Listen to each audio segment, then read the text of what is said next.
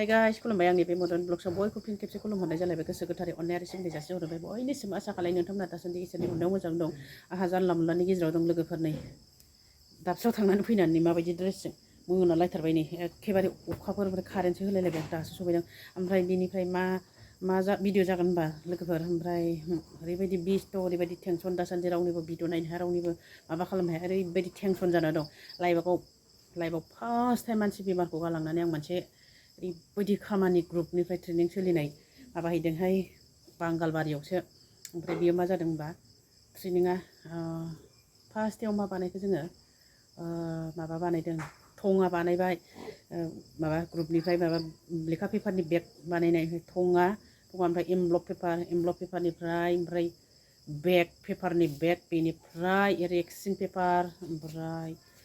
file कभार ओमफ्राय नै फैयै लास्ट टाइम दिनै 14 थारिख जालायलायबाय फरिखा जाबाय एग्जाम जाबाय दिनै ओमफ्राय गाबोन थाबावगोनदां क्लासआ ओमफ्राय एग्जाम ओमफ्राय समफोर 16 थारिखआव लास्ट फाइनाल एग्जाम नै दिनै एग्जाम टाइमावसो आङो भिडिअखौ होनो हासिगोन होनो माने टाइमानो गैया इडिट खालामनोबो सम गैया जानला मोनलासो इडिट आरो भिडिअ लानोबो टाइमानो गैयाना लानोबो लाजियो आङो ओमफ्राय जानला मोनला सफा लाबोदलाबायदों आं ओमफ्राय रायज्लायनायाबो गैया माबो गैया बेखौनो ओरैनो बबि काटिंखौनो नायला लांबानो जाबाय लोगोफोर लाजोबनोनो हाया ओमफ्राय आङो भिडिअखौ जागायनाय सिगां नोंथांमोनखौ मोनसे रिकुवेस्ट आरो मोनसे खावलायनाय जाय दाबो आंनि बे मदर्न ब्लग्सखौ साबस्क्राइब खालायाखै अननानै प्लिज साबस्क्राइब खालामना हो लोगोफोर मोनसे लाइक होनो दाबावथार दे मोनसे शेयार खालामनो दाबाव लोगोफोर आरो गोदानै नायदोंबा अननानै प्लिज साबस्क्राइब खालामना होनो दाबाव दे लोगोफोर आं बारा रायलायाखैबो ओमफ्य खेबजोबनायबो जायाखै आङो लोगोफोर दा बेखौनो ससे देखायलांसै थौदो बिदिब्ला नायफालांदो नोंथांमोनहाबो आंजों लोगोसे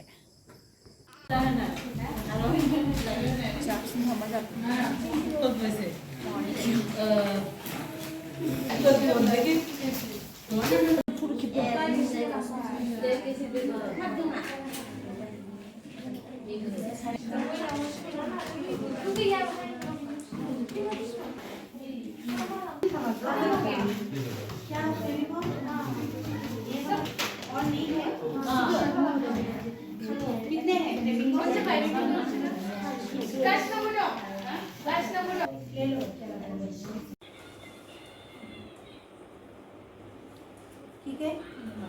हो गया ना ए वाला पार्ट है सी ए बी सी इसका नाम है ए ये सबसे ज़्यादा खुलते हैं इसका नाम है बी हम लोग जब भी कॉल आया या फिर बाहर कोई आया तो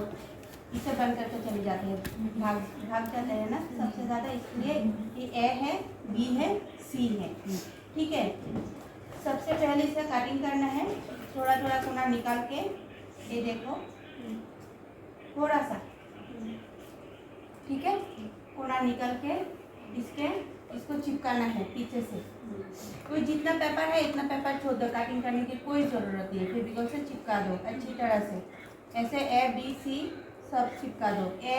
लेफ्ट हैंड साइड वाला लेफ्ट हैंड वाला कोई ए रहेगा राइट हैंड वाला बी रहेगा याद रहेगा ना लेफ्ट वाला कौन सा वाला है ए और लेफ्ट राइट वाला बी और सी जो है वो दोनों एक ही है ठीक है उसके बाद एक ग्रे पेपर लगाना है जैसे कार्डबोर्ड में हमने लगाया ना ऐसे ही ग्रे पेपर लगाना है लगाने के बाद उसको चिपकाना है ठीक है या फिर इसका चिपकाओ इसे चिपकाने के बाद अंदर एक ग्रे पेपर लगा दो बड़ा वाला या छोटा वाला भी लगा सकते हो इसमें कोई दिक्कत नहीं है ठीक है थोड़ा सा कम हो जाएगा लेकिन लगा सकते हो ठीक है या फिर तुमको ऐसा लग रहा है कि नहीं छोटा वाला नहीं बड़ा वाला हमको चाहिए तो बड़ा वाला भी तुम लोग लगा सकते हो समझ में आया कि नहीं आया समझे ना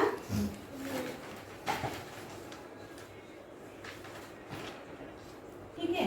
बिल्कुल और ये चिपकाने के बाद ऐसा दिख जाएगा ना चिपकाने के बाद एक बार ऐसे दिख जाएगा ना उसके बाद एक छोटा वाला लगा देना है क्या होगा आरसी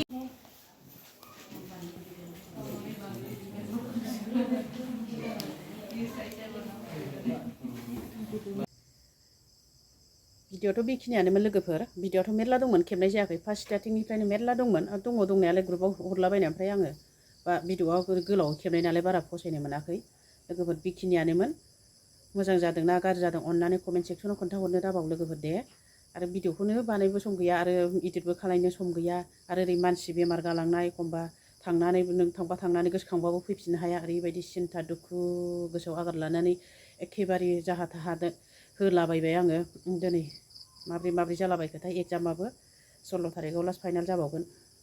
एखेबारे टेनसनसो जाहैयो आङो फार्स्ट टाइमाव गाबखो ना मिनिखो ना बोरै जाखो बेबायदि सानैनो आंनि खर'आसो माबा जानो नागिरलायो लोगोफोर आं बिदिब्ला भिडिअ'खौ बेखिनियावनो दोनसै लोगोफोर नेक्स्ट भिडिअ'आव थाबैनो लोगो हमलायगोन बाय बाय